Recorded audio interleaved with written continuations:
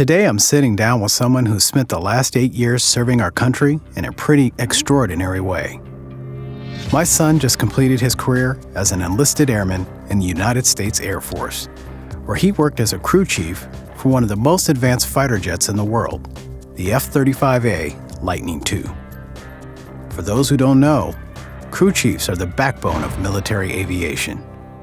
They're responsible for maintaining, troubleshooting, and ensuring these multi-million-dollar aircraft are mission-ready every single day.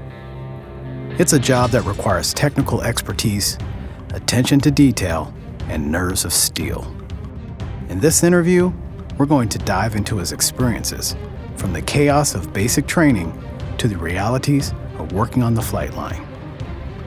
You'll hear some funny stories, some hard-earned wisdom for anyone considering military service, and the life lessons he picked up along the way. So whether you're thinking about joining the Air Force, you're just curious about what it's really like to work on fighter jets, or you just want to hear some good stories, stick around. So you just wrapped up an 8-year career in the Air Force. How does it feel? It felt surreal for a long time. Now, I think my hands have been fully cleaned. Like I feel all right. I feel like I'm fully ready to just move along. I did that. It was an experience. I gained quite a lot from it, and I'm just going to utilize everything that I gained from it for the rest of my life.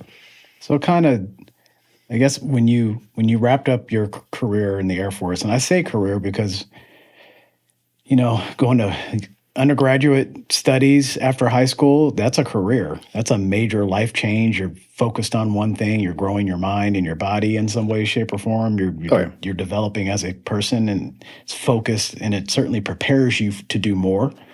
And so I certainly would think 8 years of being in the Air Force is a career for sure.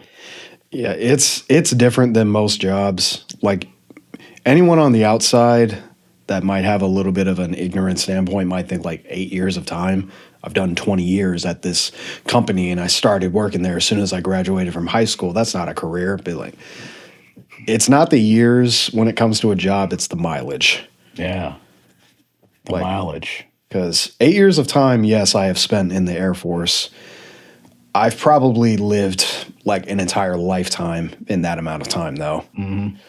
Because the sheer amount of places I've been, the sheer amount of things that I've done, responsibilities I've had, and incidences that I've had to be a part of, it will bring you to extremely high highs and a very low lows. Yeah, I can imagine being responsible for. Well, I guess, why don't you tell us what your role was? What was your rank? What did you do? What was your responsibility? So I had the AFSC of 2 Alpha 377 Bravo. That is tactical aircraft maintenance for 5th generation fighters. That's what it's on paper. What my job is basically do what needs to get done.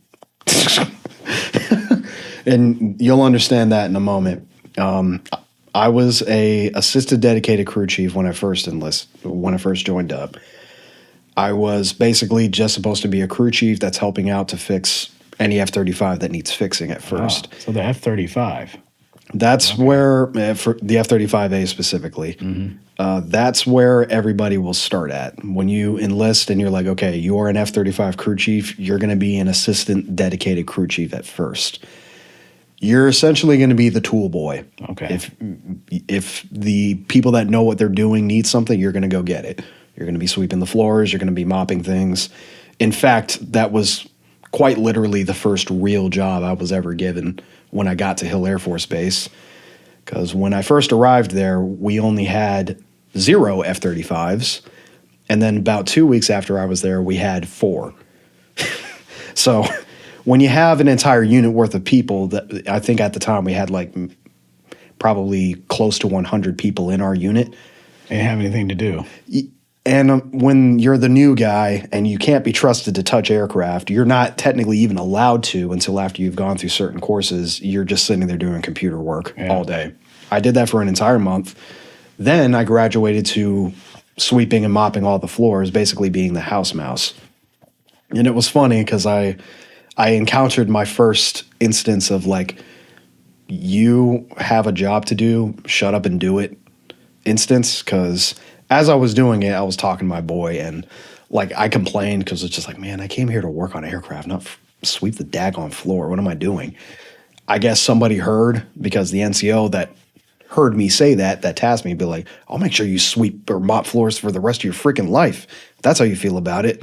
Like, you're going to complain about having the easiest job out of all of us? Like, some of us would much rather be doing that than what we have to do for this jet. You're a dumb airman. I was still a kid. I didn't stop being a kid until I think like I turned 24 and a half. But after that, I realized like, okay, that's a new thing. I definitely have to move a little differently around here.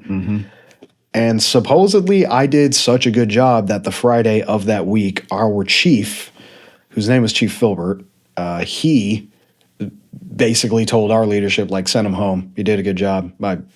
Like, kudos to him. Give him the day off. And I walked into roll call, and they looked at me and be like, hey, Chief gave you a attaboy. Get out of here. And I was like, what do you mean? Did I do something wrong? He's just like, no, you did a good job mopping and sweeping the floors. Like, go. And I'm like, do I talk to somebody? Go home before something else happens. Right. That's also a thing that's unique to the military experience is jobs and leaving when you're supposed to. Yeah. If you stay after somebody tells you to go home, they'll get you something to do. Oh, yeah, you will. The first time I ever worked a 14-hour shift, that is that exact story. I was released from my duties. It was like at my 8-hour mark.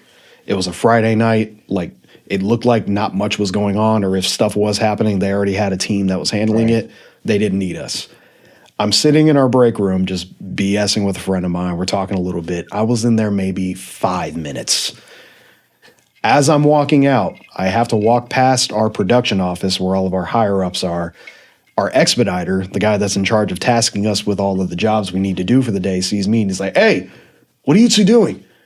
We need to finish out this oil filter change on that one aircraft. Go out and help them out. Me and my boy look at each other like, move too slow. All right. So we walk out there. We look at the situation like, okay, I mean, it looks like they're halfway done pulling the panel off. We should be done with this job in like 2 hours. 4 hours later, we finally have the jet in a position where we can run the engine. Of course, that takes longer than it should because the guy that was running the engine at the time wasn't that competent, to be perfectly honest. But we got it done eventually. Of course, you still have to document everything that you did. And while all of us are outside trying to get the job done as quickly as we can, nobody's doing forms. So we go inside, spend another hour doing the forms because it's engine maintenance. And finally, we go home 14 hours later. Right. That was a rough day. Yeah. And ever since then, I went, okay. You know what to do when it's time to go.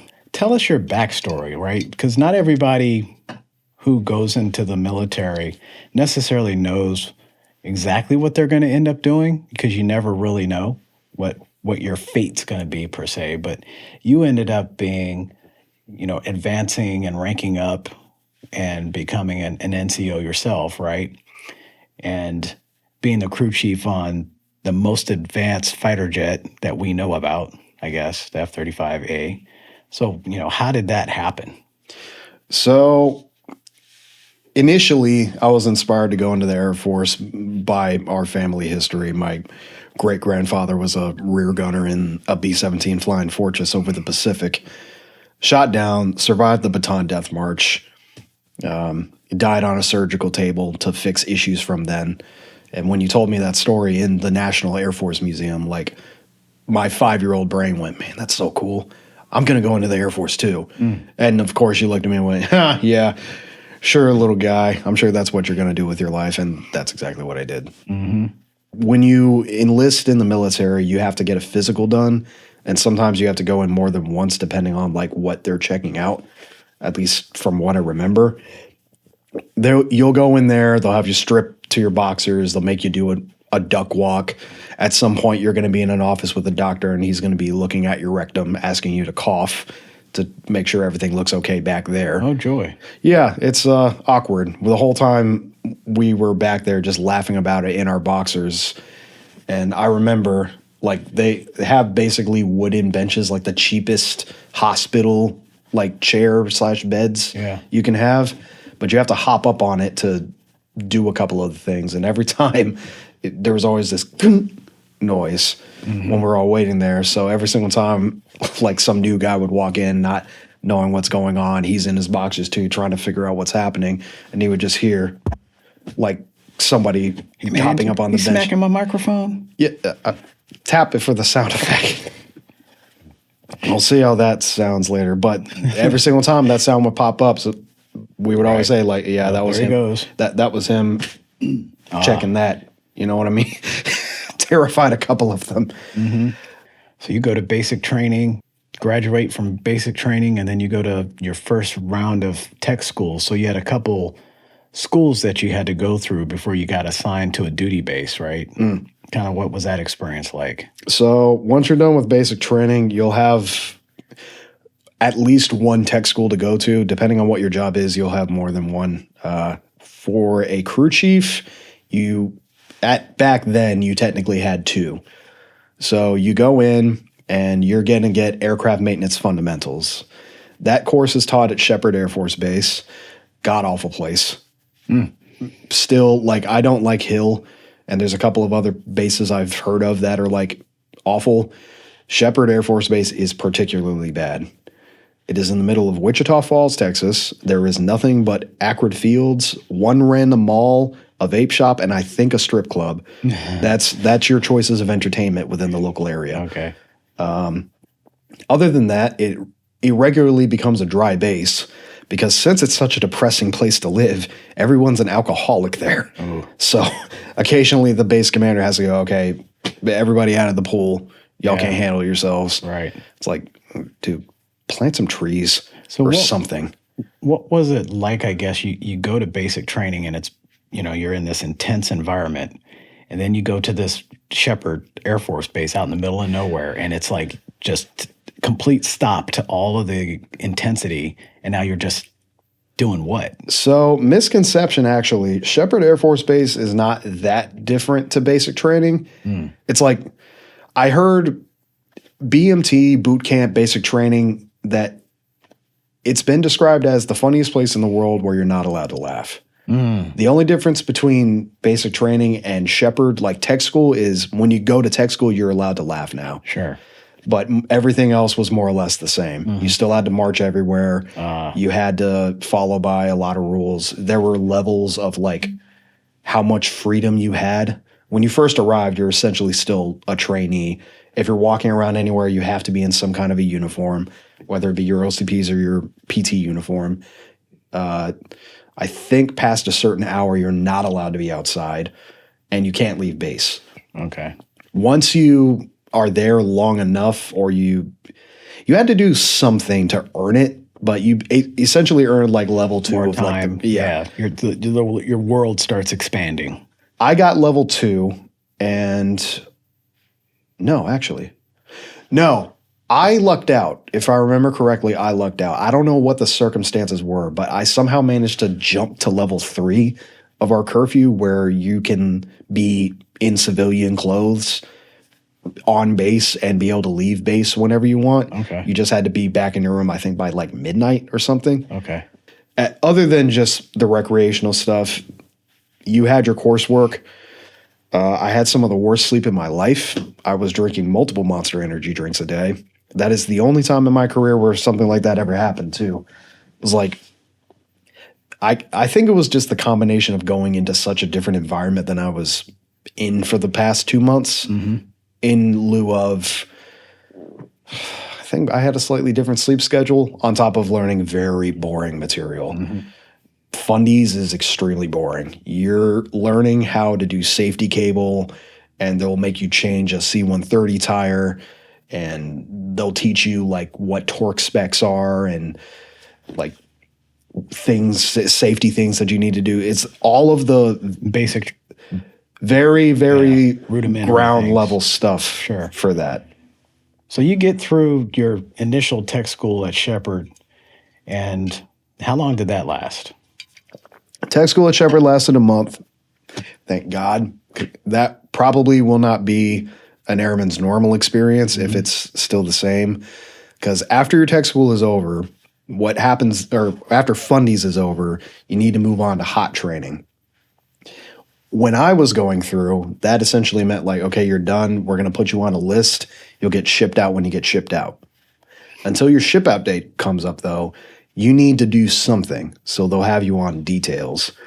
And that can be anything from like cleaning up the dormitory to running a snack bar to like hanging out at like a security booth, like opening up a gate or whatever. Sure.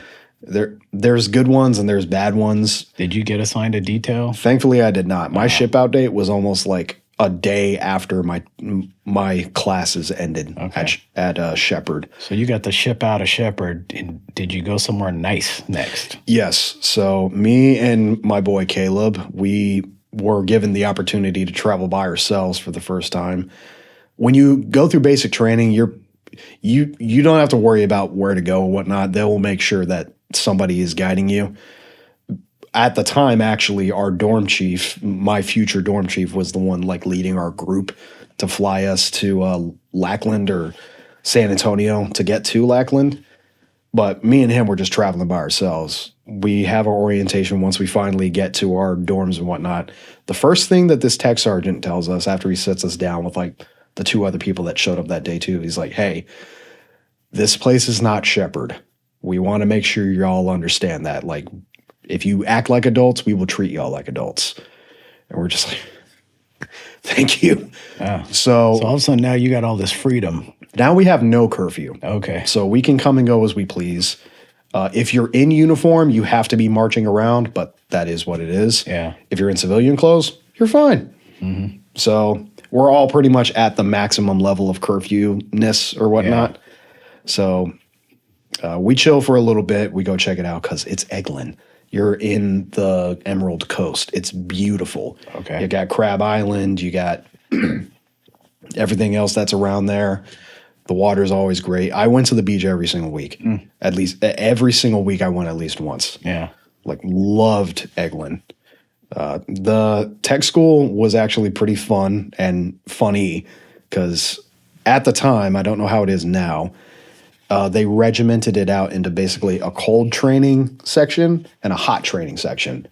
So the cold training is all virtual stuff. You're on a computer point and clicking to like components on a virtual F-35 and removing and installing them and inspecting and whatnot.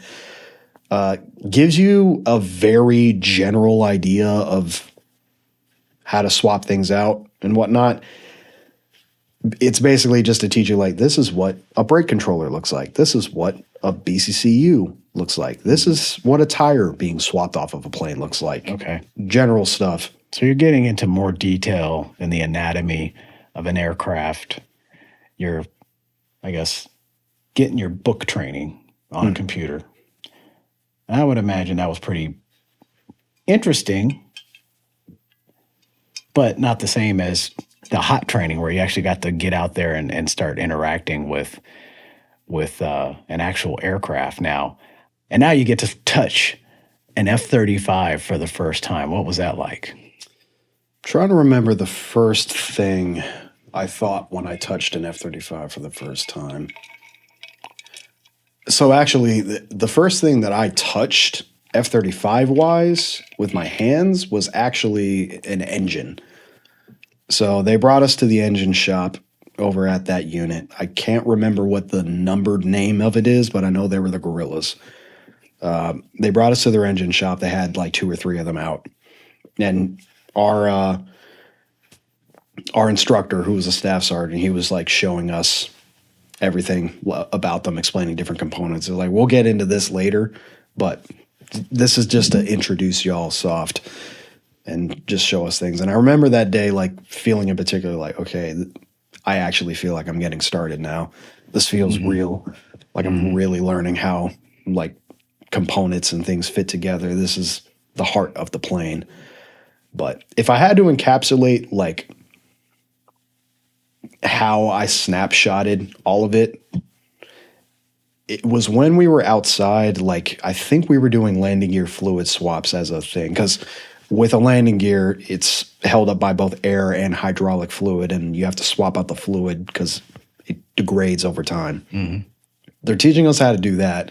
And at Eglin, they usually get permission to do combat takeoffs, where it's like they're low and they immediately go 90 degrees into the air and disappear into the sky. We saw that happen, and that was the first time I'd ever seen anything like that in my life. Yeah. And we're just standing there, and like right in front of us where this runway is, you just see this jet come in, disappears into the sky in an instant. And my instructor looked at us, and he perfectly encapsulated that will never not be cool. Yeah. Like, for as long as I live, for as long as I do this, I don't care how much it sucks, that's never not going to be cool. Right. And that's what I carried with me for my entire career. It's like, you have really bad days. Like, you've got sucky days. Your hands are cut up and bleeding. But when you're walking around on your flight line and you see an entire fleet of airplanes in the sky just doing their thing and doing all of these impossible things in the sky, it's like, it's just cool. At some point, you graduate tech school, you're all done, you get assigned to a duty base, you ship out to Hill Air Force Base out in Utah, which, you know, when you first get there, if anybody's ever been to Utah, to Salt Lake City area, you know, if you've never seen it, it looks like you're on another planet because of the salt lakes and the landscape. It's just creepy looking, but there are beautiful mountains and everything. And then, so you get there, you get settled in.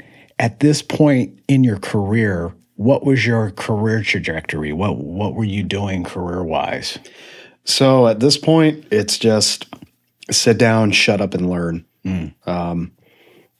What I didn't gather was like, when you first get to your first duty station, here's the advice that I will give any new airman that gets to your first unit and your first duty station. Just shut up and learn how to do your job. Well, you gave some advice to new airmen.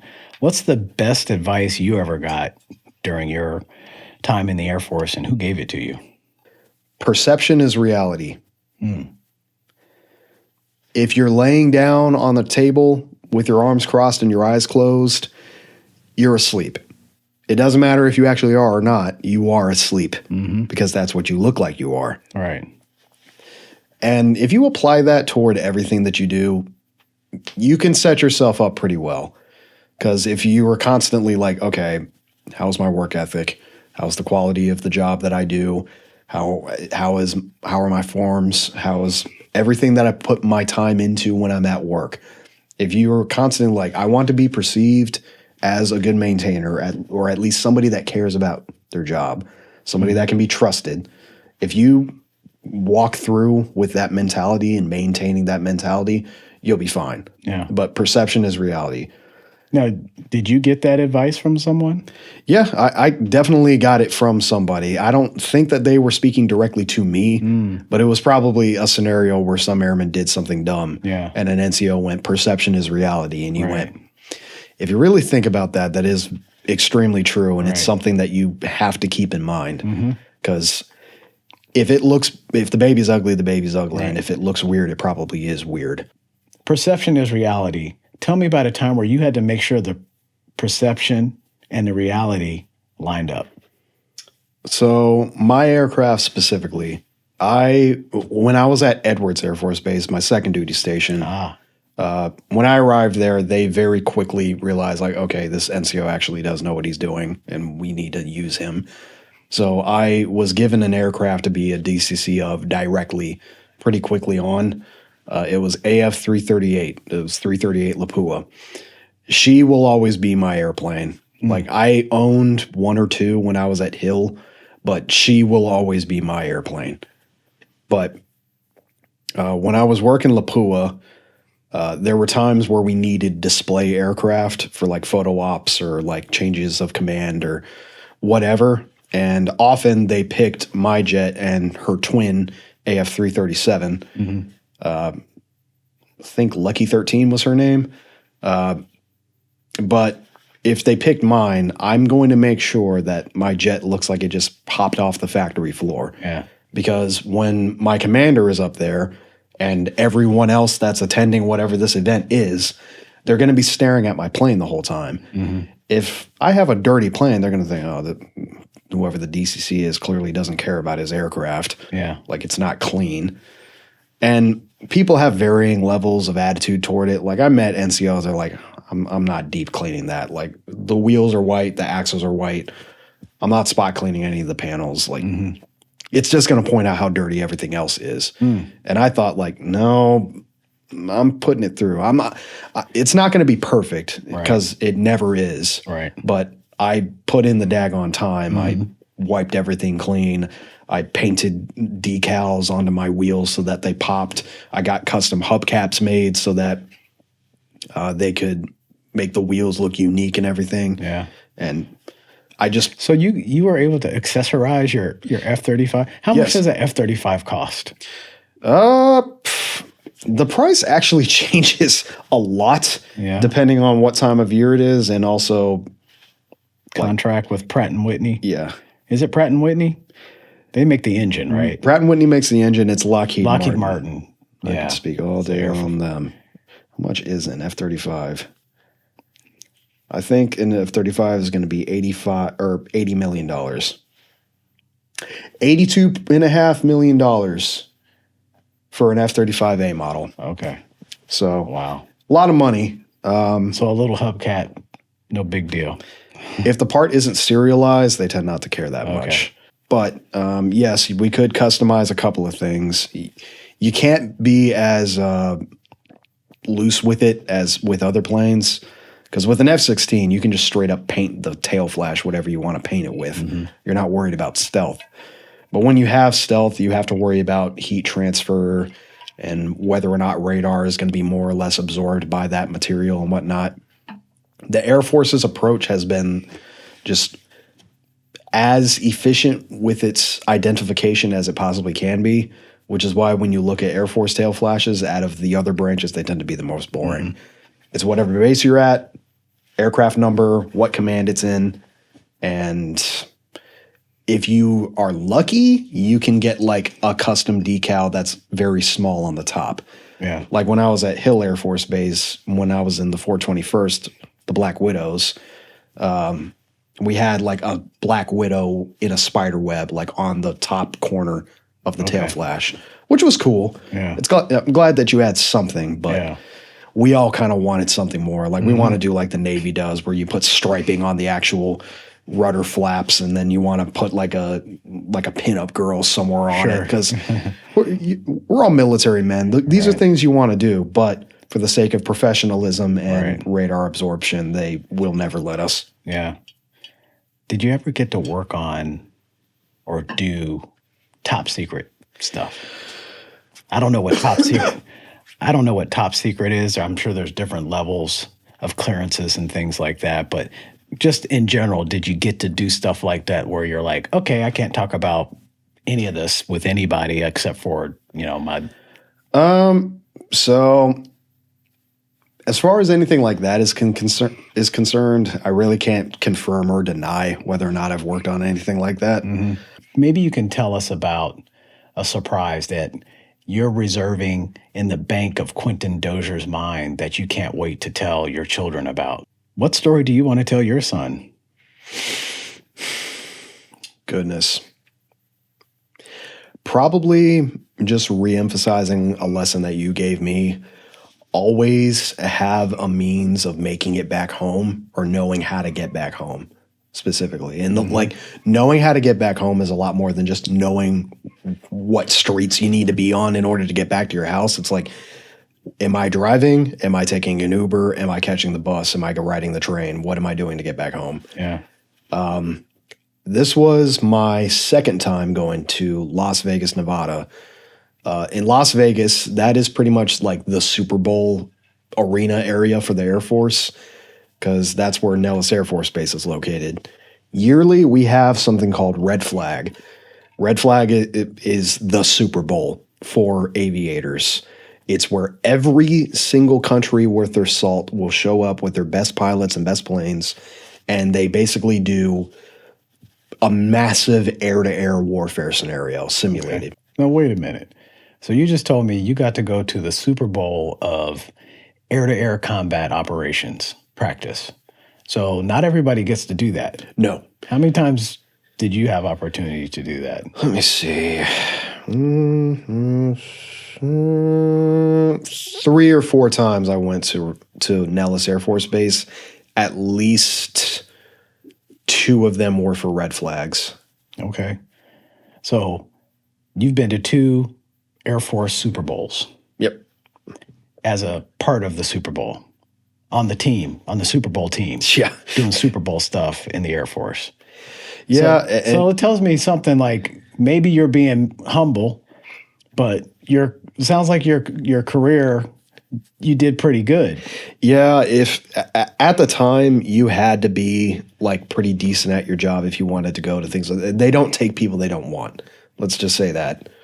The first time that I went, I'm trying to remember. I was a pretty decent A1C. I was eager. I learned and I applied myself as best as I could. So they sent me a lot sooner than I think most people would get sent. And thankfully at the time, I also was a member of the BOLT program, which is basic operation lightning technician, if I remember correctly. No, sorry. Blended operating lightning technician. Nose to tail maintainers. You know how to do everything on the plane. Okay. So I was given a lot more knowledge than somebody in my rank and time in would normally have. Okay. So my maintenance ethic was a lot greater than I think most people at my rank would be. Okay. So they're like, yeah, no, he's good. And the same thing happened with Europe, because they definitely told us, is like, red flag, we can be a little bit lenient sometimes. We are not taking any airmen with us unless like we know you can handle yourself. Yeah. Which is why, like, as soon as I heard that, I redoubled everything just to make sure, like, I'm going to Europe. Sure. Like, I need to be over there. Yeah. But yes, it was pointed out to me multiple times, like, you went to red flag multiple times. Like, that ain't nothing to slouch at. Like, you were valued. Right. So, well, how did you get to that place? Were you in some type of, is it typical that a normal enlisted airman would naturally progress in their career to have opportunities to do things like that? Or were you a part of a leadership development program or some type of accelerated? So those programs do exist. But more often than not, it really just depends on like who's seeing who. Like, if they know you're a quality worker, they will point out to you. And that happened to me like multiple times where I went. Like, I've had high points in my career and I've had low points in my career. Sure. And my work ethic. But in general, like I tended to be somebody to be like, no, we need you. If you could go back in time to yourself, I don't know what point, at the appropriate time, and give yourself advice, because you were in for 6 years and then you re-enlisted, right? For another 2. Well, I extended. You extended. Just okay. for 2 years. Just for 2 years. So what would you have gone back in time and told a younger Quentin Dozier about your Air Force career that you think would have made a difference for you? Throw away the vape. Don't mix whites with browns and put everything on black. No. For my whole Air Force career, be less critical of mistakes that you make. Because you will mess up. And that's something that I had to internalize, because I had put myself at such a pedestal standpoint that I was just like, I can't mess up. I can't mess up. I have to remain here. Like, I need to be a good quality maintainer. I need these guys to trust me. So whenever I did inevitably screw up, I took it probably harder than most people would. I am my own worst critic, unfortunately. And Doing that, I think, stifled me. Like I could have made a lot more progress if I wasn't focused on beating myself up about like how imperfectly I did that job or how inefficiently it was performed or the mistakes that I made or whatever. Yeah. So it sounds like you didn't have a growth mindset. I didn't truly understand the idea of learning from mistakes until probably like the end of my time at Hill Air Force Base. Like that really didn't start sinking in until I was leaving there. I truly didn't become like an NCO until after I got to Edwards. Okay. Because like when you make staff, when you become an NCO, based off of how I've spoken to people and other people's opinions I've heard about it and my own experience, I don't think that anyone's ready for it. I don't think that anyone's ready for the responsibility that you get because it is, I think it will always be not what you expect to deal with. I remember talking to another NCO at Edwards, and he was actually very good at his job, a good buddy of mine. And he shared that sentiment when we were both talking about it. He's like, yeah, when I made staff, I didn't feel like I was ready for it too. And he said the same thing. He's like, I don't think anybody is. You kind of just, you get it, and then you fold yourself into the role after you learn how to.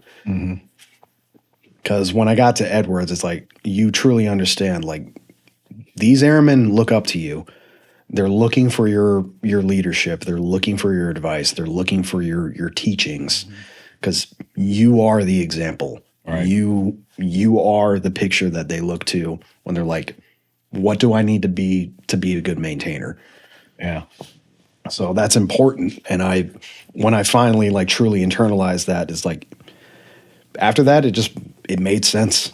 I became the NCO that I was supposed to be. Yeah. And I truly felt like that. Did you start enjoying your work? I did. Yeah. I did actually start enjoying my work because also at the time, that was the first time where I was given the opportunity to be like, no, I do know what I'm doing and you need to trust me because when I do what I say that I'm going to do, it works. Right. So trust me to get the job done and it will get done. Yeah. Because I never thought to advocate for myself that way at Hill. Okay. So you moved up in the military and you ended your career at Edwards Air Force Base. I remember Edwards Air Force Base because that's where the space shuttle would land when I was a kid. Dry lake bed out in the middle of the desert, right? And I'm sure there's plenty of really cool aircraft there and things that you can't talk about. But so I think two of the coolest things that I ever saw on the lake bed specifically, number one was the B-21, because that's something that like everyone in this country is going to like see on YouTube, like the first ever B-21 flight. Yeah. It's like, yeah, that's neat. So the B-21, that's like the new B-2, right? Yes. So the B-21 is supposed to do everything the B-2 does, but better, obviously. It's smaller, it's more agile, and it is whisper quiet. Very, very quiet plane. It looks like a spaceship. Yeah. Like everyone's seen photos of it, but like when you're watching it taxi past you, it looks like a spaceship. Yeah. It's insane. I did get to see a couple of other cool things. Unfortunately, I never saw anything that I wasn't supposed to be able to see. Yeah. Like there wasn't any like I happened upon the wrong office room Sure. and there was a little green man talking to somebody in a suit. Okay. Like that never happened when I was at Edwards. Yeah. When I was in basic training, I had a MTI. His name was Master Sergeant Chopra. Amazing NCO. Like one of my key foundations for my entire career was Master Sergeant Chopra. But he told us a story because his job before he was an MTI was like logistics management. And when you're logistics, you talk to everyone because everyone needs to use your services. So he met a lot of different kinds of people. And one of those people was one of the kinds of guys that does R&D for the Air Force. And he told him something that may or may not be true. Like it could have just been a tall tale he was telling us to like wig us out or whatever. But It's an interesting idea, at least. He said that there was an object that the United States discovered like before World War II that we still have that is responsible for radio, Wi-Fi, Bluetooth, like all of these weird transmission technologies that we have was all because of one object that we did experiments on that was not from Earth. Could be true, could have been a tall tale. Yeah. I take it with a grain of salt, but also I would not put it past our government to have something like that. Well, hey, Quentin, thank you so much for sitting down with me today. Appreciate your service to our country. I wasn't able to serve in the U.S. military and serve in the Air Force, but I'm glad to know that my son was able to do so and do a great job of it. So I really appreciate that. And thank you so much for taking time to share all of these really cool, awesome stories of what it's like to go from inspiration that you got from going to the Air Force Museum that led to your career in the Air Force and your development as a leader. And I know you'll go on to do even greater things, man. So thank you so much. Thank you so much for watching. A huge thank you goes out to my son for sitting down and sharing 8 years of stories, lessons, and insights from his time as an F-35 crew chief. If you found this conversation valuable, please hit that like button, subscribe to the channel, and turn on notifications so you don't miss future interviews. Got comments about Air Force careers or working on fighter jets or military life in general? Well, drop them in the comments below. I'd love to hear from you and keep the conversation going. Until next time, take care.